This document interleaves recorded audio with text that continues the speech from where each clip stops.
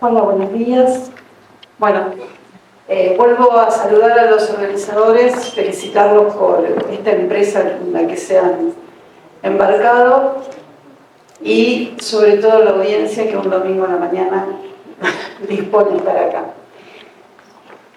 Vamos a hablar ahora de la importancia de los lípidos en la alimentación parenteral. Las grasas en el cuerpo humano cumplen funciones múltiples y muy variadas. No es solamente lo que se nos acumula en los rollitos y que nos sirve de amortiguador o nos marca obesidad. La verdad es que es una fuente energética de alta densidad a la cual podemos recurrir, que se almacena y a la cual podemos recurrir, pero también hay un aporte importantísimo porque hay ácidos grasos que son esenciales, que el cuerpo no los puede fabricar y que indudablemente los tenemos que consumir. Estructura de membranas celulares, todas las células tienen una membrana y todas las membranas tienen lípidos, entonces es un constituyente primordial de nuestro cuerpo. En esa membrana tienen mucho que ver con la señalización y los receptores que van a tener esas membranas para comunicación intercelular. Forman mediadores de respuestas biológicas, por ejemplo, la inflamación. Forman parte de la estructura de las vitaminas liposolubles y de las hormonas que tienen una base esteroidea. Y sobre todo es la que nos ayuda a mantener la temperatura corporal. Hay distintas categorías, es un grupo muy proteíforme la de las grasas, y hay ácidos grasos simples, hay glicerolípidos, que son un ejemplo los triglicéridos, en donde hay, una columna de glicerol, que es un alcohol de 3 carbonos, y las cadenas carbonadas de los ácidos grasos, que se caracterizan por tener un grupo carboxilo de un lado, una cadena carbonada y un grupo metilo del otro extremo.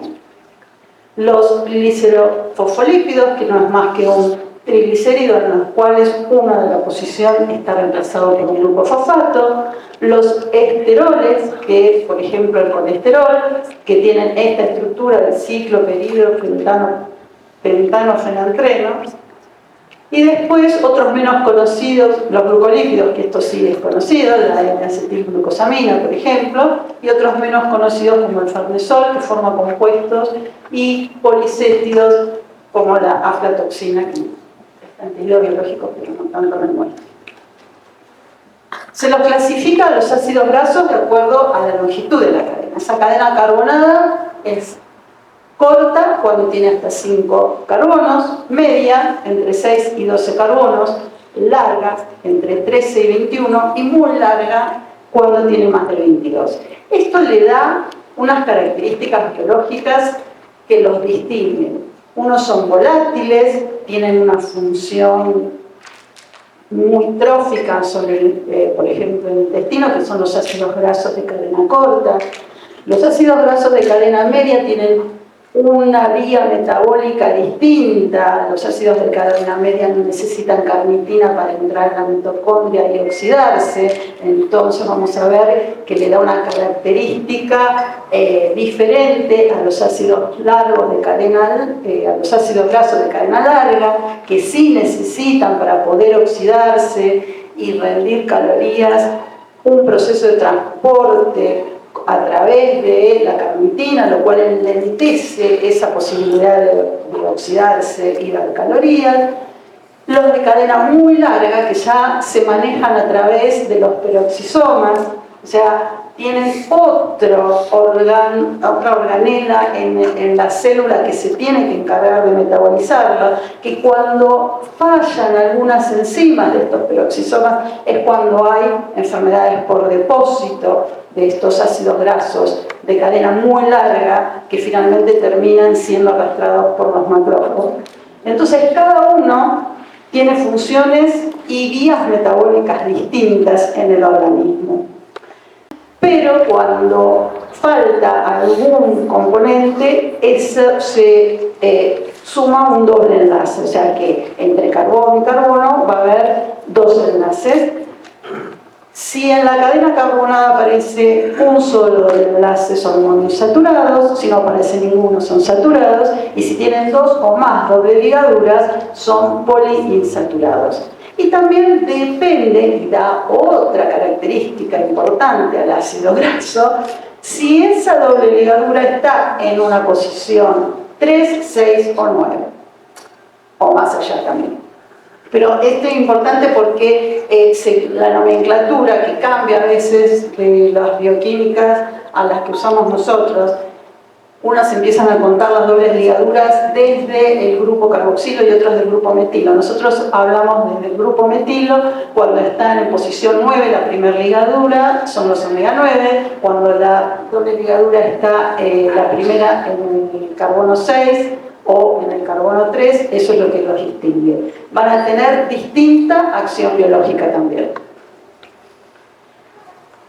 Esto es ácidos saturados, y abajo los ácidos poliinsaturados, que son dos ácidos que el organismo no puede fabricar.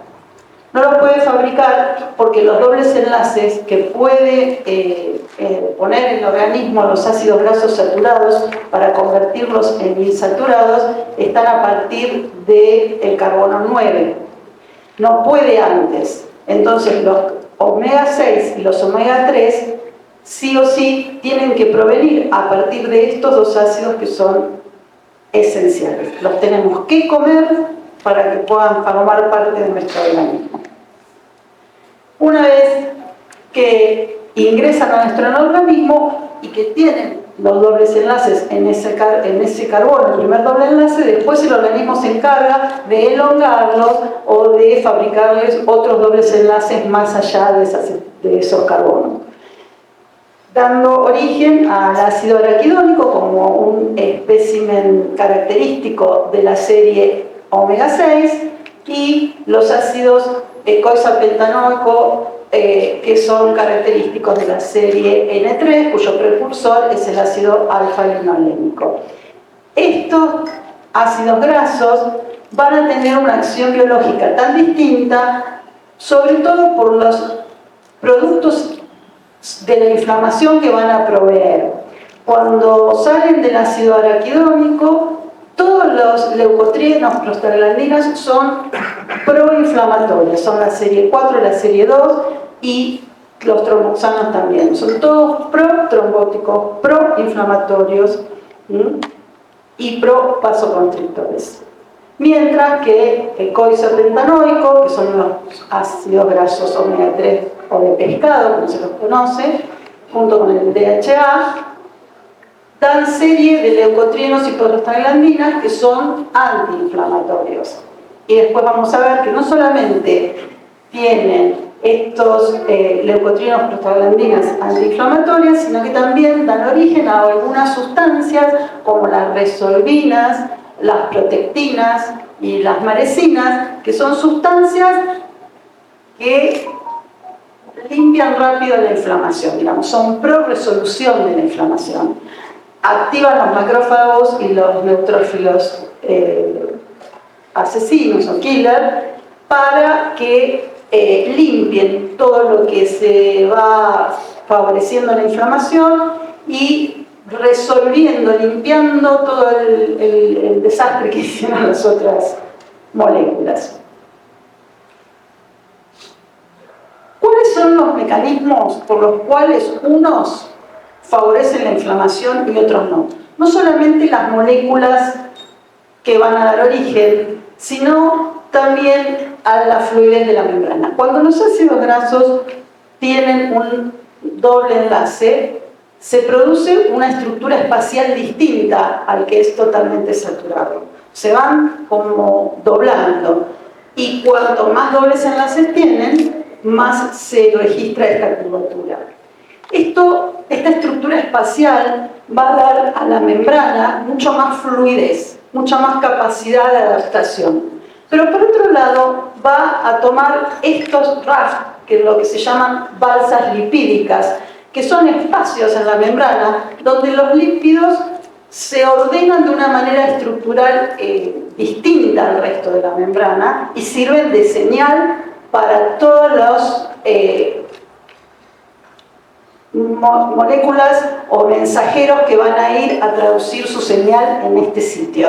Son microdominios en donde hay aumento de fosfolípidos y colesterol, son más rígidos que el resto de la membrana, y lo que hacen los ácidos grasos poliinsaturados omega 3 es dar tanta fluidez que desplazan estas balsas, las cambian de estructura y evitan las señales de las moléculas mediadoras de inflamación.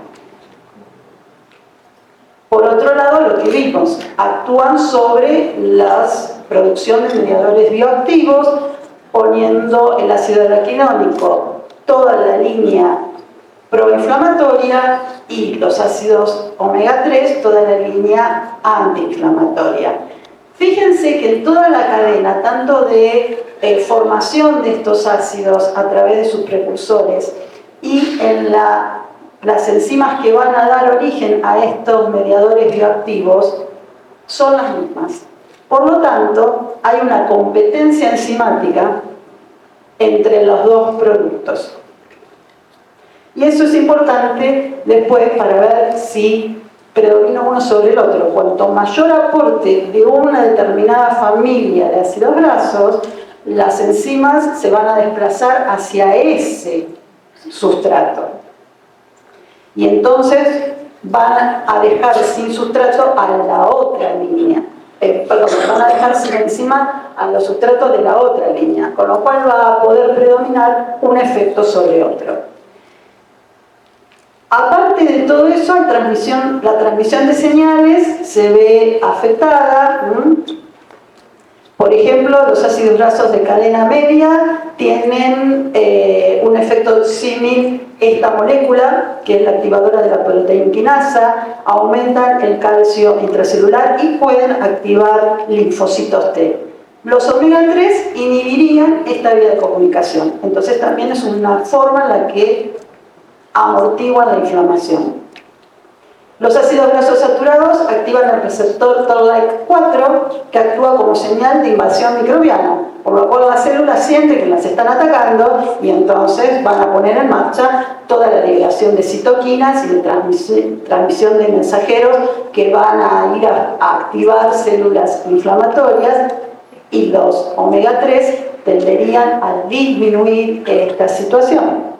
Y por otro lado, actúan directamente en la regulación de expresión de genes. Los omega 3 activan los PIPAR, que inhiben las señales hacia el factor nuclear kappa B, que sabemos que tiene una responsabilidad en la generación de TNF, sobre todo. Cuando estos que ven acá son los padres de la alimentación parenteral, y fueron los que en la década de 60 concretaron lo que ahora conocemos como nutrición parenteral con todos los macronutrientes. Obviamente en la historia esto se va dando de a poco. En la década de 1930 lo primero que aparece que puede dar la pauta a la alimentación parenteral es cuando se describen los aminoácidos esenciales. Después se reporta una infusión exitosa de aminoácidos que se obtenían por hidrólisis enzimática, y en ese momento se mezclaban aminoácidos con dipéptidos, no era un solo aminoácido la solución, pero Redling mejora esa hidrólisis enzimática, pero todavía seguía habiendo algunos dipéptidos o tripéptidos que convivían con los aminoácidos en esa solución. Y Rawls comenzó a experimentar con infusiones de proteínas y glucosas en venas periféricas. En la década de 1940-1950 se empiezan a fabricar emulsiones de lípidos sobre envases de aceite de algodón, pero demuestra ser muy tóxica y entonces la tienen que retirar del mercado en 1964. Esta emulsión de aceite de algodón surge de Estados Unidos. El dato es importante porque después vamos a ver cómo los americanos siempre fueron muy reticentes a las emulsiones lipídicas, pero creo que nace en el trauma que les quedó con esto. En 1960-1980, Redling, que es europeo, presenta la emulsión de aceite de soja y fosfolípidos de la yema de huevo, que se conoce como intralipid, y que completó la alimentación parenteral. Al mismo tiempo, Dudrick, que implementa el concepto de hiperalimentación parenteral por vena central. Y para la misma época, Furt y colaboradores desarrollan el dipéptido de glutamina, porque cuando se consiguió la hidrólisis completa de todos los aminoácidos libres, que son las formulaciones que tenemos hoy en día, lo que no se pudo incluir es enriquecer con glutamina.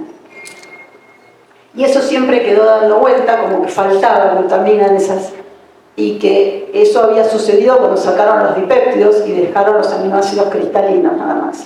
Entonces, Furt siguió investigando porque él quería conseguir que se pudiera agregar en la parenteral, y la única manera de agregarlo es asociarlo a un dipéptido, y ahí pudieron incorporar la glutamina. La alimentación parenteral cambió mucho. Cuando Dudrick empieza a usar la alimentación parenteral, primero cambió la vida de los insuficientes intestinales, porque esto fue un paso importantísimo para la sobrevida de muchos pacientes que antes no podían seguir viviendo con un intestino corto.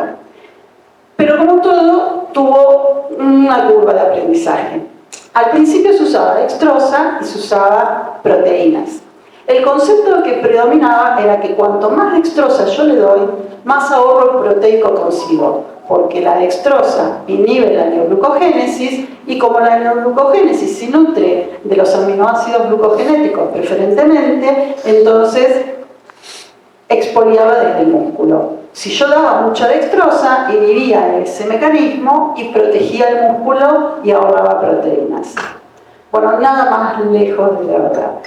La verdad es que el concepto de hiperalimentación parenteral fue algo que detuvo después la progresión de la utilización de la parenteral, porque fue sumamente nocivo. Entonces todo el mundo miraba la parenteral como un veneno.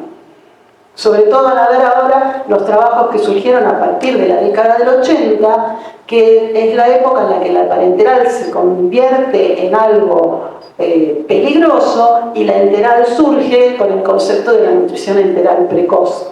En esa época es donde empieza a valorarse más la nutrición y querer dar nutrición enteral precoz, y a veces forzar la vía enteral.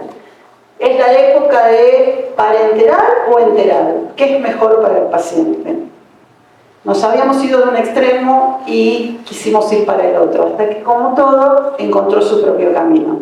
La parenteral y la enteral son válidas, y la cuestión no es cuál es mejor o cuál es peor, sino cuál es la que realmente necesita el paciente para que no se haga más daño del beneficio que se provoca. Cuando entraron los lípidos al mercado fue un gran avance para la nutrición parenteral, porque aparte de proveer muchas calorías, que es el macronutriente que más calorías provee por grano, aportaba los ácidos grasos esenciales, que era un problema, que el paciente que no toleraba ninguna otra vía y solo se lo alimentaba con dextrosa y aminoácidos, hacía enfermedad por carencia de ácidos grasos esenciales. Permite usar menos volumen, como podíamos aportarle más calorías en misma cantidad de gramos, me permite bajar el volumen y no tener que encharcar al paciente con alimentación parenteral, que ahora sabemos que darle mucho fluido también nos juega en contra. Los lípidos nos aportan mucho menor osmolaridad, entonces lográbamos bajar la osmolaridad de la parenteral. Y por otro lado, nos permitía disminuir la cantidad de glucosa que le dábamos para las calorías no proteicas, lo cual redundaba en menor hiperglucemia, menor producción de CO2 y menor incidencia de esteatosis hepática. Porque está visto que los pacientes, sobre todo los pacientes de terapia intensiva, a pesar del aporte de glucosa, por la inflamación que tienen, son incapaces de detener la neoglucogénesis. O sea que la idea de ahorro proteico a expensas de mucha glucosa era una idea equivocada. Las emulsiones a base de aceite de soja, que fueron las primeras que salieron, contienen ácidos grasos de cadena larga, pero en su mayoría la cantidad omega 6. La relación que tiene entre omega 6 y omega 3 es 7:1. Son más susceptibles de peroxidación, o sea, cuanto más dobles enlaces tienen, más susceptible de peroxidación es, sobre todo porque la cantidad de vitamina E que acompañaba a estos lípidos no era el tocoferol que más acción tenía. Está formada por micelas similares a los kilomicrones, o sea, son lípidos emulsionados en una solución acuosa, forman algo parecido a los triglicéridos, tienen fitoesteroles, vitaminas liposolubles y fosfolípidos que los emulsionan. Para que se logre una verdadera emulsión necesitan de los fosfolípidos. Ustedes recuerdan que los fosfolípidos también son más solubles por esa cabeza polar de fósforo que tienen. Y se comercializan al 10 y al 20%. Estos primeros lípidos, y sobre todo si se usaban al 10%, tienen más contenido de fitoesteroles, son los responsables de que uno tenga tanto miedo de usar lípidos con respecto al daño hepático que producen. Y eso empezó a verse, obviamente, cuando se empezó a usar en la década del 80, empezaron a surgir un montón de trabajos y estudios clínicos que mostraban que usar lípidos incrementaba el riesgo de infecciones, que in vitro veían que la función de melanocitos, macrófagos y neutrófilos estaba alterada, que otros estudios clínicos no encontraron diferencias en la función inmunológica ni respecto al intercambio gaseoso. Y acá empieza la primera pregunta. ¿Qué es lo que los hacía tan dañinos a estos lípidos omega 6? Bueno, por empezar, que desbalanceaba la relación. Y al haber más omega 6, se favorecía esta cadena. ¿Recuerdan que dijimos que tenían competencia enzimática? Entonces, al tener mayor sustrato, estas enzimas estaban dedicadas a metabolizar este sustrato con mayores posibilidades de moléculas proinflamatorias. Entonces, se vio cómo podemos mejorar esto. Y acá surge otro tipo de lípidos. Empezaron a mezclarse la mitad de cadena larga para proveer ácidos grasos esenciales, pero se añadían los ácidos grasos de cadena media, que dijimos los de cadena media tienen una energía rápidamente disponible, porque como no necesitan carnitina para entrar a la mitocondria, la disposición para beta oxidación es rapidísima. Entonces son 100 veces más solubles. Los de cadena media, incluso en el intestino, los triglicéridos de cadena media tienen una vía distinta, porque como son más solubles van por sangre y no tienen que ir por linfa, y esa solubilidad también se ve en los productos parenterales. Disminuye el riesgo de peroxidación, porque los de cadena media son saturados, entonces al bajar la cantidad de insaturados, bajamos la posibilidad de peroxidación. Inmunológicamente neutros, no hacían ni bien ni mal porque no dan ninguna molécula en su metabolismo que aporte a la inflamación o a la antiinflamación. ¿Cuál es la desventaja? Formación de cuerpos cetónicos, porque cuando tenemos el ciclo de Krebs ocupado o estamos haciendo mucha neoglucogénesis, ustedes recuerden que para la neoglucogénesis no se vuelve directamente de piruvato hacia glucosa. Para la neoglucogénesis hay que usar oxalacetato para que el oxalacetato pegue la vuelta y vuelva a fabricar glucosa. Eso compromete el ciclo de Krebs, porque el oxalacetato es uno de los ácidos del círculo. Y entonces el ácido graso no tiene capacidad para entrar a rendir energía en el ciclo de Krebs y se queda acumulado como cuerpos cetónicos. Esos cuerpos cetónicos acumulados pueden ser deleterios y dar, por ejemplo, mayor somnolencia, encefalopatía. Estas emulsiones empezaron a ser mucho mejor toleradas, entonces se empezó a querer de nuevo la parenteral. Es bien tolerada en pacientes críticos y neonatos, sin aumento de cuerpos cetónicos circulantes en la nutrición parenteral total cuando se mezclan con glucosa. Estas son todas las publicaciones que a partir de la década del 90 empezaron a surgir con la nueva serie de lípidos. Son menos deleterios en cuanto a la PAFI y a la presión en la arteria pulmonar que los LST en pacientes con distrés respiratorio. Esto tiene una explicación y tiene que ver, aparte de con los ácidos omega 6 en abundancia, con la forma de infundir los lípidos en ese momento. Cuando yo empecé a hacer parenterales todavía usábamos frascos, 3 frascos separados para dextrosa, aminoácidos y lípidos, lo cual resultaba más engorroso, favorecía la contaminación, a la infección de catéteres, etcétera, etcétera, pero también a problemas con la infusión de lípidos. Los lípidos, si se infundían demasiado rápido y tenían demasiado omega 6, lo que provocaban en el pulmón era una vasoconstricción que desbalanceaba la ventilación-perfusión y daba hipoxemias. Entonces muchas veces se miró a los lípidos como que tenía mucha complicación pulmonar, entonces aquellos que tenían ya comprometido su función pulmonar no querían dar lípidos. Y esto se producía por la infusión rápida, sobre todo de los omega 6. Cuando uno los infunde en tiempo y forma y se toma más de 6 horas, lo ideal 8 y menos de 12 cuando se hacían en frascos, esos lípidos no provocaban semejante desbalance de ventilación-perfusión y los pacientes no tenían problemas respiratorios. Las emulsiones con aceite de oliva. Apareció otro nuevo aporte a las emulsiones lipídicas, que son el aceite de oliva. El aceite de oliva es monoinsaturado. Las mezclas se hacían 80% de oliva, 20% de soja, porque siempre había que poner los de cadena larga que den ácidos grasos esenciales. Reduce la peroxidación, porque es monoinsaturado, y tiene efectos neutros sobre la respuesta inmune. No es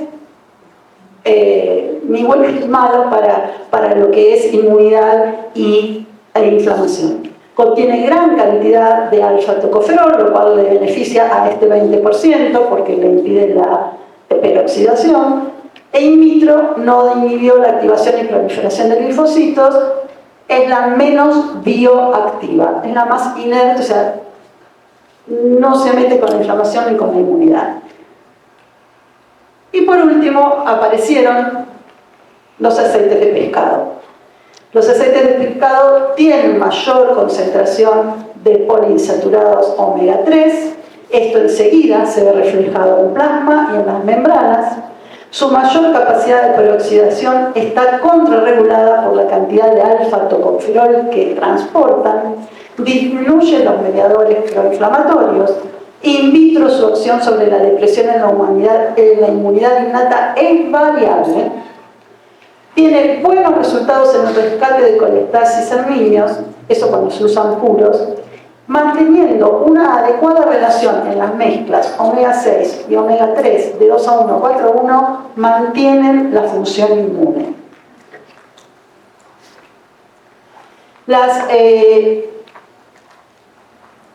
Hay mezclas MST, LST, omega 3, estas son 50% de MST, 40% de LST y 10% de omega 3.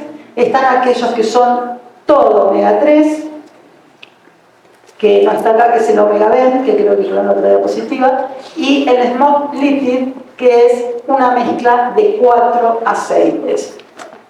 Tiene soja, tiene cadena media, tiene aceite de oliva y tiene aceite de pescado. Y como todo, en la diversidad está el gusto, dicen. Pareciera que esto es una perfecta coordinación de todos los ácidos grasos que tendría que ser mucho más biocompatible. Cuando entran los ácidos grasos omega 3, en realidad lo que uno ve es que los omega 6 aumentan este estado hiperinflamatorio, mientras que los aceites de pescado lo amortiguan, y que la inmunosupresión que acompaña a esta hiperinflamación también, mientras los omega 6 inmunodeprimen más, los aceites de pescado inmunodeprimen menos. Entonces esta curva se amortiguaría y no habría ni tanta inflamación ni tanta inmunosupresión. ¿Por qué no usar los aceites de pescado solos? Porque si yo tengo ustedes saben que el paciente crítico tiene una reacción inflamatoria e inmediatamente una reacción compensatoria antiinflamatoria. Todo esto sucede, según Gunderson, con la fase precoz y la fase tardía, pero tendría que terminar y llegar a la línea de homeostasis aproximadamente a la semana. Si a la semana este paciente no llegó a la línea de homeostasis, puede ser que predomine la inflamación y es el paciente que queda crónico, paciente crítico prolongado, donde persiste la inflamación y los círculos se vuelven a inflamar y se vuelve a inflamar y vuelve a tener un segundo hit, un segundo golpe, una segunda sepsis, o predomina la antiinflamación y el paciente cada vez tiene menos inmunidad, tiene más catabolismo, más catequexia y va hacia una muerte indolente. Los ácidos grasos no van a mejorar esto totalmente, pero hay que tener cuidado. Si yo uso omega 3 puros, que no caiga en esta curva, porque provoqué una antiinflamación desmedida. Y si uso omega 6, que no caiga aumentando esta curva. Entonces, la proporción y la mezcla de los dos ácidos grasos sería lo correcto. Excepto que yo necesite un mecanismo antiinflamatorio potente, como es el rescate de la hepatopatía producida por la parenteral en niños, que es donde se usó el puro omega 3. Bueno, estos son todos los metaanálisis que se hicieron cuando empezó a usarse la mezcla de pescados. Todos dieron que favorecía a los pacientes que recibían la mezcla de aceite con aceite de pescado para disminuir las infecciones y para acortar el tiempo de estadía.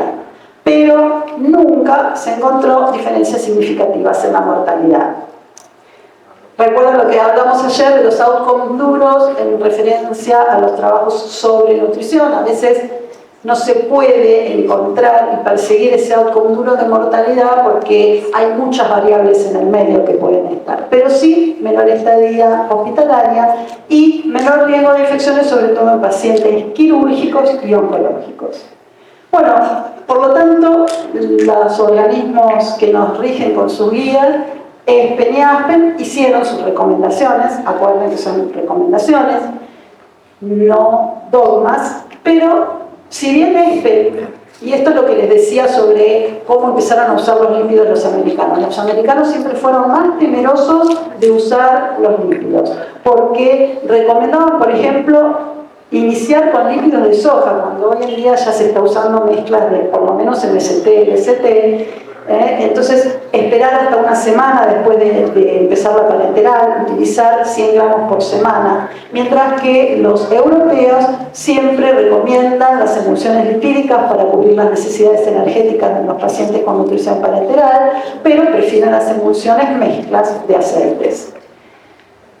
Se considera beneficioso el uso de omega 3, todos reconocen que pueden ser beneficiosos, todos recomiendan la cantidad adecuada de lípidos, todos consideran que puede tener cierto efecto protector para el hígado y para la colestasis, pero todos dicen que para una recomendación fuerte es necesario más estudios.